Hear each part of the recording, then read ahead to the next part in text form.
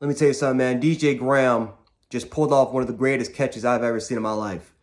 College football, man. This is one of the reasons why I love college football, because you will see some of the craziest shit you will ever see. And DJ Graham, for what I saw live, what that was an Odell Beckham-esque type of catch. That, oh my God, that was incredible. But just recapping this game real quick, guys. Nebraska competed. We got to give a lot of credit to Scott Frost of how he, pretty much got these guys prepared. Let's give a lot of credit to Adrian Martinez. I know I've not been the biggest fan of Adrian Martinez, especially as a passing type of quarterback, but we got to give him a lot of credit. Martinez competed. This is one of the best games I've ever seen him literally throw the football. He did a great job of really not panicking in the moment. Maybe aside the interception, we tried to scramble and he tried to create a play. And there was literally two guys all over the receiver, and DJ Graham pulled off one of the greatest interceptions I've ever seen. But we got to give a lot of credit to Martinez. He took a beating today. I think he got sacked like 5 or 6 times today, especially in that last drive where Nebraska had the ball back, but the defense competed. They did a great job battling Oklahoma on the line of scrimmage, not really letting Oklahoma dominate the line of scrimmage, maybe up until like the last maybe 3-4 minutes of the game. But even then, Nebraska had a crucial stop to give Nebraska a chance. Oklahoma, it's clear as day. They're the more talented team. They're the better coach team. But Nebraska came in there. They came right into Norman and they competed. So let's give a lot of credit to Scott Frost and this team, this coaching staff for getting this team, ready and prepared for Oklahoma. Now, just talking about Oklahoma, Craig, guys. Defensively, they played really well. I thought they played really well. They put some pressure on Martinez.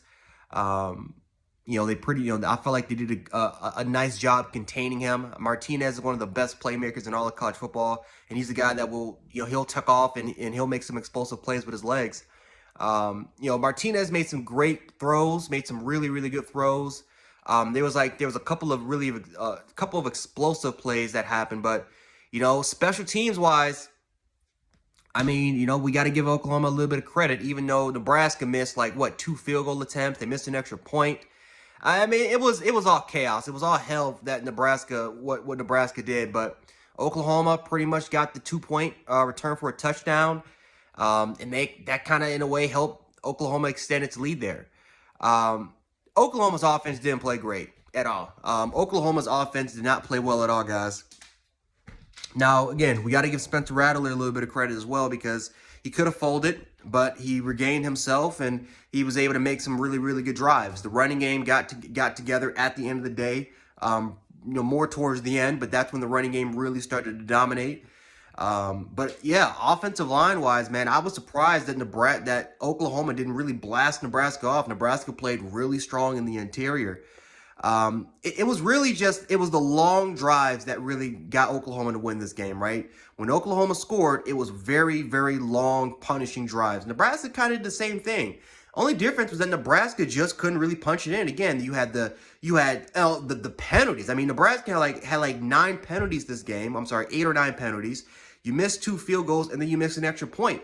It really was fairly even. Like when you look at the time of possession, when you look at the total yardage, it was very even. The difference was Nebraska couldn't capitalize, and Oklahoma did capitalize off of their scoring drives.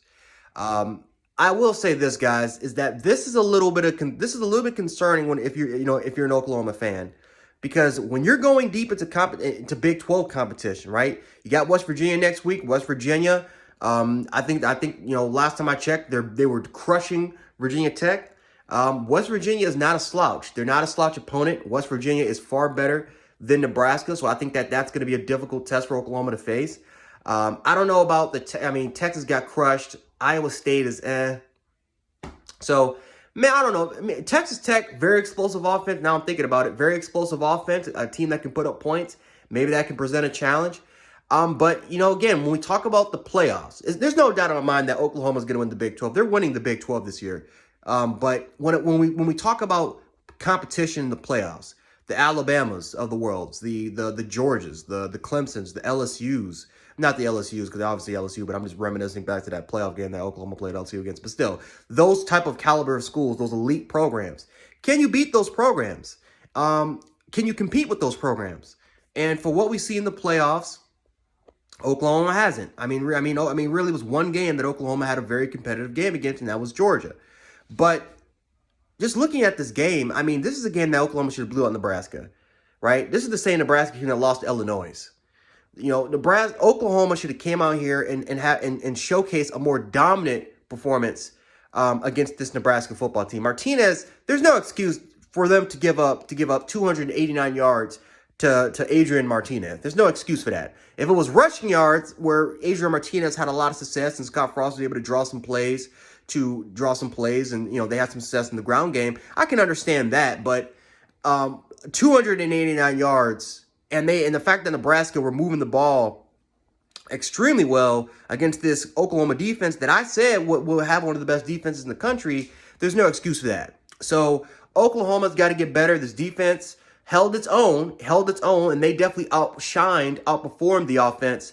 But this team's got to perform better. I mean, you got the Tulane game, and now this game against it's two inferior opponents that Oklahoma had no business. Really. The game should have been a lot. It should have been a blowout, basically. I'm trying to put it into words, but the game should have been a blowout in both those games. And the fact that these games were a lot closer than Oklahoma fans and even myself would anticipate, I feel like it's not a red sign, right? The alert bell shouldn't really go off, but it's something that if I'm an Oklahoma fan, I would be a little concerned with moving forward, especially if we want to compete against those big-time teams in the playoffs. Now, again, it's a long way to go, long season, but, you know, next week they got a very difficult opponent in West Virginia. That's no slouch. So they got to regroup. They got to be prepared, refocus, and they got a tough game against West Virginia. So anyway, guys, hope you guys enjoyed this video. This is Jan Sports, and I will catch you guys in a little bit. Let me know how you guys feel about this game, Oklahoma fans or Nebraska fans, in the comment section, and I'll catch you guys in a little bit, and we'll definitely have those discussions in the comment section. I'm out. Peace.